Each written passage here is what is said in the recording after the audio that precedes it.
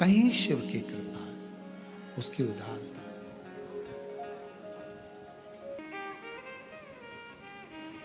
भीतर से दृढ़ता उत्पन्न करिए। कहीं ना शांति मिले तो शंकर के मंदिर में लोटा लेकर जाना प्रारंभ करो जल का। कोई दिशा ना मिले तो शिव के मंदिर में झाड़ू पोछा करना प्रारंभ करो, सफाई करना प्रारंभ करो।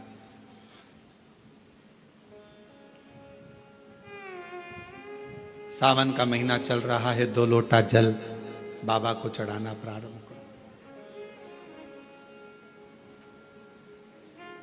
हमारे सीहोर में अभी मां सीवन के तट से लोग कावड़ भर भर कर पूरा सावन कुबेरेश्वर बाबा के धाम जाते हैं, लोटा भर भर कर बाबा को जल चढ़ाते। 11 किलोमीटर तक बोल बम बोल बम बोल बम चलते रहते। हम भी जाएंगे 6 अगस्त को सुबह 9 बजे प्रदोष के दिन सुबह बाबा की कावड़ भरकर हम भी साथ में चलते हुए बाबा के धाम पहुंचे। और कितने बेटा बेटी आते हैं, कितने कामना ले लेकर आते हैं, सब कामना बाबा पूर्ण करता। मत मांगो शंकर भगवान से कुछ भी, फिर भी वो शांति मन की तुम्हें देगा, दिशा तुम्हें देगा और सफलता तुम्हें देगा। आप सब अंदाजा लगाना, जिस दिन से आपने कथा सुनना प्रारंभ करी है, 5 साल 10 साल से जब आप कथा सुन रहे हो, 2-3 साल से बाबा ने आपका हाथ पकड़ा कि नहीं पकड़ा, कभी धक्के नहीं खान दिया, कभी धक्का नहीं खान दिया। मार्ग देता गया, आगे बढ़ाता गया, फिर मार्ग दिया, फिर बढ़ा गया।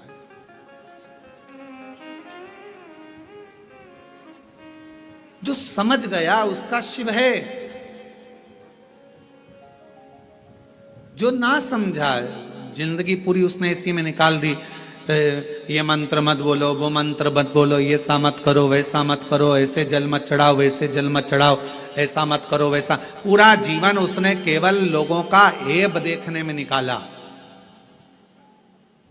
और तुलसी बाबा तो कहते हैं उल्टा नाम जपने पर भी भगवान मिल जाता है।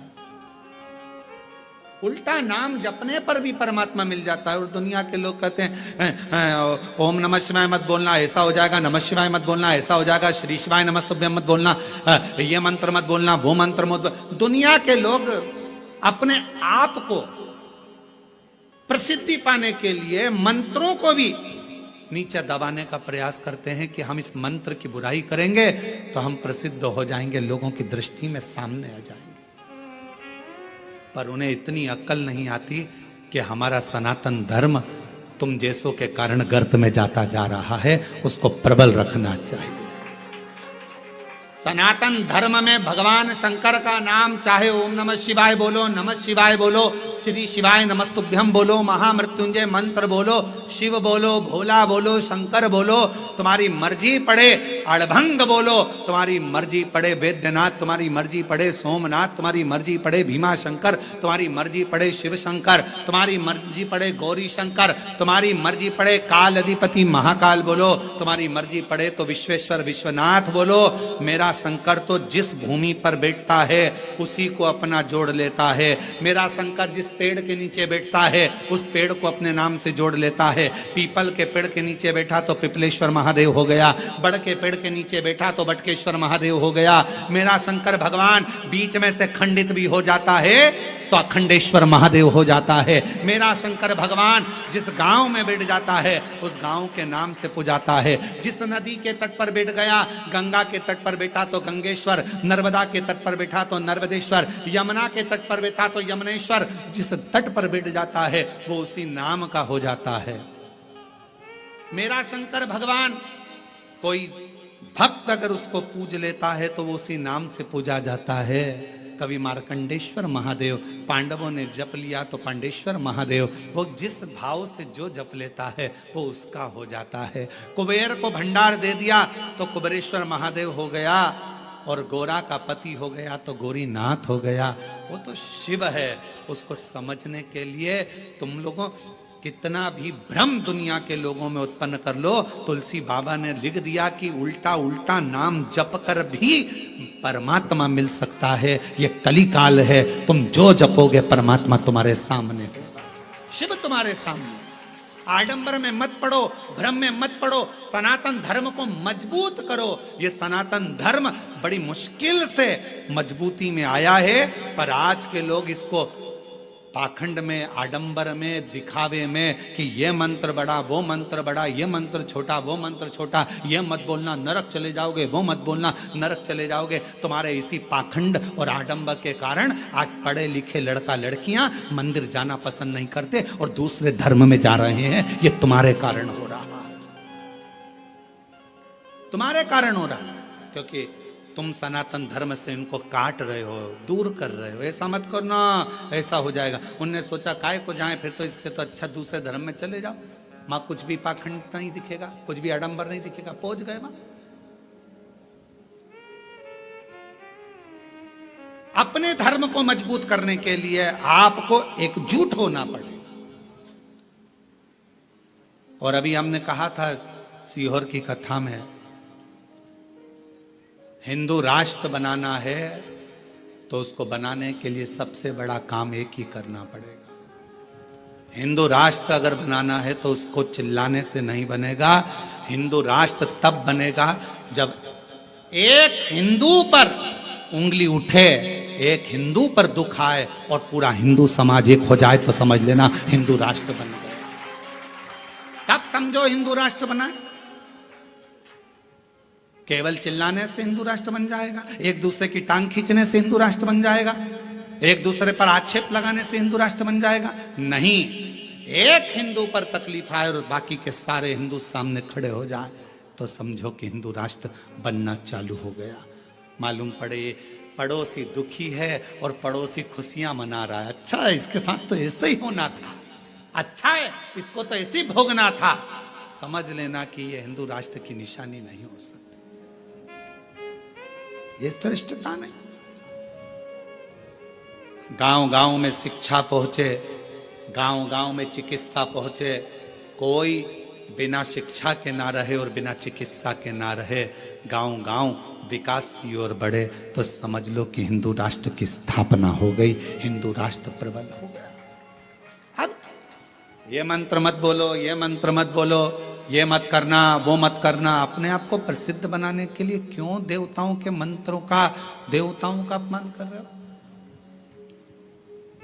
पढ़ना चाहिए शिव महापुराण की पोथी को, शिव महापुराण की विद्येश्वर संहिता को, शंकर की कथा को, लिंग पुराण को, नर्मदा पुराण को, कुर्म पुराण को, ब्रह्म विवर्त पुराण को, वराह पुराण को, अग्नि पुराण को, नारद पुराण को, एक एक पुराण को उठाकर रोज पढ़ो, रोज प्रतिदिन अध्ययन करो कि कहीं सीहोर वाले महाराज ने कुछ गलत तो नहीं बोल दिया, पुराण में से बोला कि नहीं बोला। सारा एक एक पुराण में लिखा हुआ है, जो बोला जाता है उसमें से निकालो, अध्ययन करो, पाठन करो, पढ़ो, फिर बोलो। श्री शिवाय नमस्तुभ्यम मात्र बोलने वाले का मुख का दर्शन भी शिव पुराण कहती है कि कर लिया तो ना जाने जिंदगी के सारे पाप नष्ट हो जाते। और कितनी बड़ी बात लिखी। देवराज ने पूछा मेरे जैसा पापी, देवराज कहता है कि मैंने दिन भर चोरी करी, अपनी पत्नी और बच्चे पर ध्यान ना देकर एक वेश्या की ओर गया और वेश्या ने मांगा रानी के गले का हार और मैं हार चुरा कर लेकर आ गया और वो चोरी का धन लेकर शंकर के मंदिर में चले गया तो भी मेरी मुक्ति हो गई। ये मोक्ष का कारण क्या बना? उसका कारण केवल एक था, जब तू शंकर जी के मंदिर में गया वहां शिव पुराण की कथा चल रही थी और तेरे कानों में 1 सेकंड की शिव पुराण का कथा कानों में पहुंच गई। कानों, अरे देवराज, शिव महापुराण की कथा सुनकर जिस मोहल्ले में, जिस कॉलोनी में, जिस गांव में, जिस नगर में कथा सुनकर व्यक्ति निकल कर चले जाता है और वहां अधोगति में कोई मरा हुआ होता है, कोई प्रेत की योनि में भी पड़ा हुआ होता है, तो उसके शरीर से छू कर जाने वाली हवा जो शिव महापुराण की कथा सुनकर जाता है, उसके शरीर को छू कर जाने वाली हवा भी उन जीवों का कल्याण कर देती है, मुक्ति दे देती है। ये वो पुराण है। और तू बात करे कि मोक्ष कैसे हो गया, मुक्ति कैसे हो? श्री शिवाय नमस्तु, श्री शिवाय नमस्तु। श्री शिवाय नमस्तुभ्यं श्री शिवाय नमस्तुभ्यं। शिव को समझना कठिन है। ऋषि का देव ऋषि नारद कहते हैं भगवान शंकर को जो जान गया, शिव मंत्रों को जो जान गया, शिव की आराधना को जो जान गया, वो अपनी जिंदगी में सफल हो गया। मेरे भोले तेरा सहारा है, मेरी नैया का तू किनारा, मेरी नैया का तू किनारा। मेरे बाबा तुझे पुकारा है, मेरे बाबा तुझे पुकारा है, मेरी नैया का तू किनारा, मेरी नैया का तू किनारा। शिव पर विश्वास होना चाहिए। सावन के महीने में यदि आप शिव नाम ले रहे हो, तुम्हारी मर्जी पड़े नमः शिवाय कहो, तुम्हारी मर्जी पड़े ओम नमः शिवाय कहो, तुम्हारी मर्जी पड़े श्री शिवाय नमस्तुभ्यं कहो। नमः शिवाय बोलोगे तो भी शिव को नमन है, ओम नमः शिवाय बोलोगे तो भी शिव को नमन है, और श्री शिवाय नमस्तुभ्यं बोलोगे तो भी शिव को नमन है, तो भी नमन। तुम जो बोलोगे वो शंकर को नमन।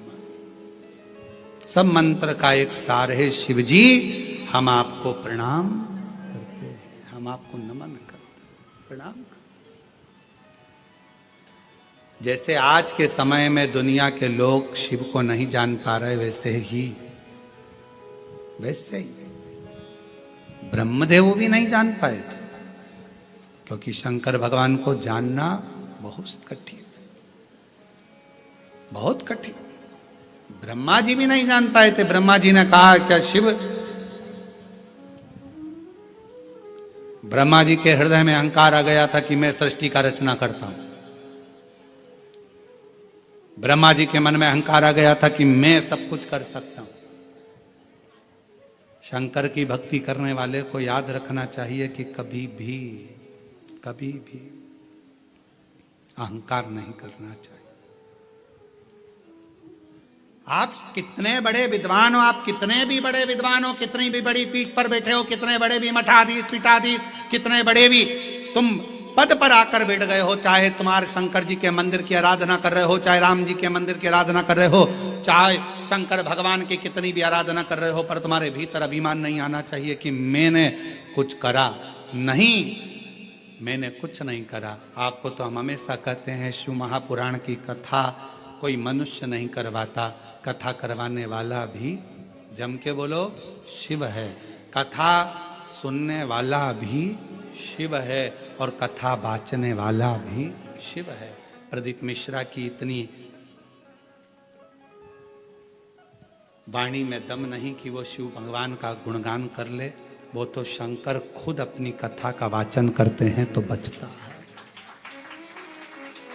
आपकी सामर्थ्यता नहीं कि आप 3 घंटे 4 घंटे एक जैसे, और यहाँ तो जगह भी कम है तो बिल्कुल ठसे ठसाए बैठना पड़ रहा है, इधर से इसका पाँव इधर से इसका पाँव, और ना निकल सकते ना जा सकते ना आ सकते। निकल गए पानी पीने के लिए, दूसरा बैठ गया तो बड़ी दमदारी से बैठना पड़ता है, बहुत हिसाब किताब से समझ सोच कर बैठना पड़ेगा। तो यहाँ तो बड़ा विचारणीय है। तुम 3 घंटा एक जैसा नहीं बैठ सकते क्योंकि तुम्हारी आदत में नहीं है, पर शिव कथा सुन रहे हैं तुम नहीं, तुम्हारे अंदर जो शंकर बैठा हुआ है ना हृदय में, शिवोहम शिवोहम शिवोहम शिवोहम, तुझ में मुझ में सब में शिव है, वो शिव कथा सुन रहा है। और कथा करवाने वाला भी कोई नहीं है। कोई सोचे